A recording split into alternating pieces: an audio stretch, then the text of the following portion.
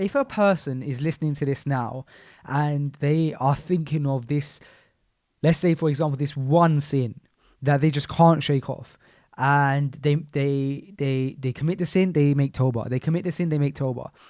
But how can they go from, obviously one of the conditions of tawbah anyway is that you really, really believe that you're never going to go back to that sin. But how can they go from perhaps that level to the level where they really can take that sin off now, like move forward, become a stronger Muslim by once and for all getting rid of that sin and not turning back to it? Yeah, so that's a really beautiful question. I think there are different aspects to that. I think one aspect, first of all, is knowledge, because the more you know about Allah, the more you'll fear Allah. And that's why in that hadith I alluded to, in which the Prophet ﷺ said, I'm the most fearful among you of Allah, he began the hadith by saying that I'm the most knowledgeable among you about Allah and the most fearful among you of Him. And so that really tells us that your fear of Allah is linked to knowing Allah. And if you don't know Allah properly, then you'll never fear Allah subhanahu wa ta'ala properly. And the more you know Allah, the more you fear Him. And that's why Allah Azza wa Jalla said, إِنَّمَا يَخْشَى اللَّهَ مِنْ عِبَادِهِ الْعُلَمَاءِ.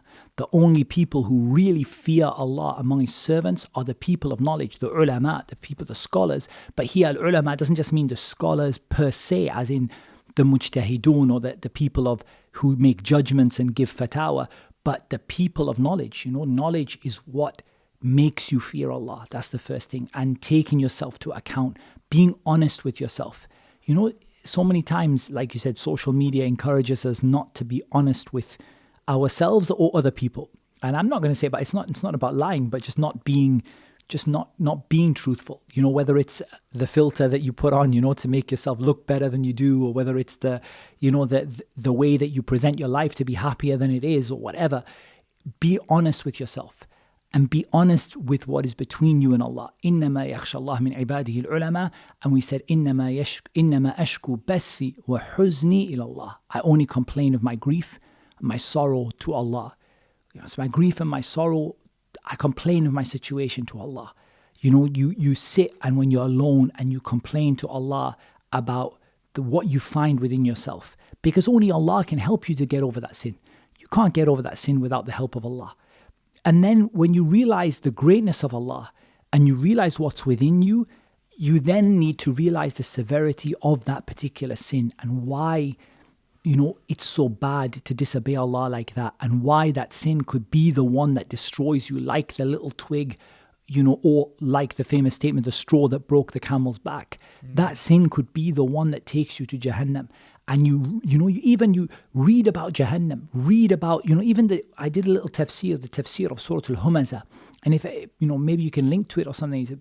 I just felt that when I did that tafsir from myself, I gained a real, it really hit me just how severe the hellfire is. In the tafsir of that surah, وَيْلٌ لِكُلِّ هُمَزَةٍ لُمَزَةٍ. When Allah subhanahu wa ta'ala said, إِنَّهَا عَلَيْهِمْ مُعْصَدَةٍ, that it's locked down upon them, fi amadin mumaddada, and they're locked within pillars that extend, and the punishment that burns them all the way to the heart.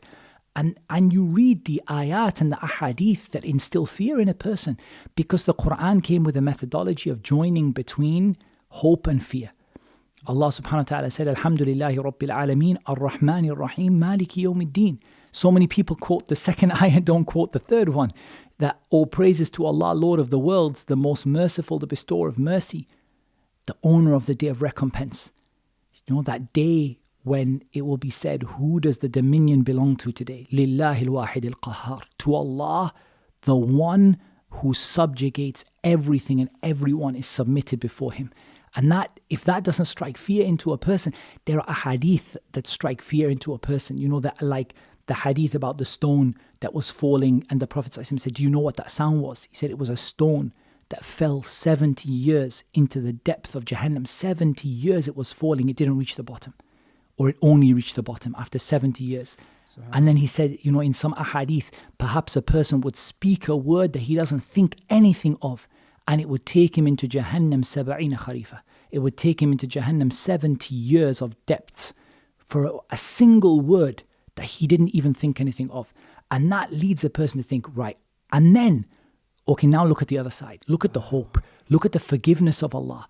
Look at the fact that Allah subhanahu wa ta'ala told us, أُولَٰئِكَ يُبَدِّلُ اللَّهُ سَيِّئَاتِهِمْ حَسَنَاتٍ. They are the people who Allah is going to replace their evil deeds with good deeds. So all those sins that person was doing, Allah can replace all of them with hasanat and make all of them like good deeds.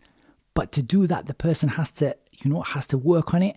And the beautiful thing is that even the process of working on it and the process of asking Allah for forgiveness is in itself a good deed which may extinguish all of those sins.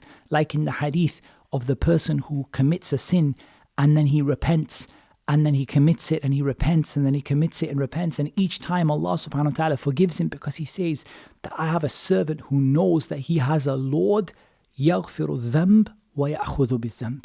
He forgives sins and he punishes sins.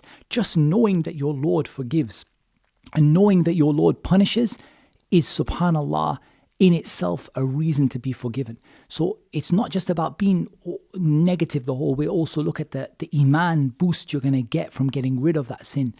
And like any bad habit, when you get rid of it, you feel good, right? So there's positives to see in it, and also there's reasons to be scared as well.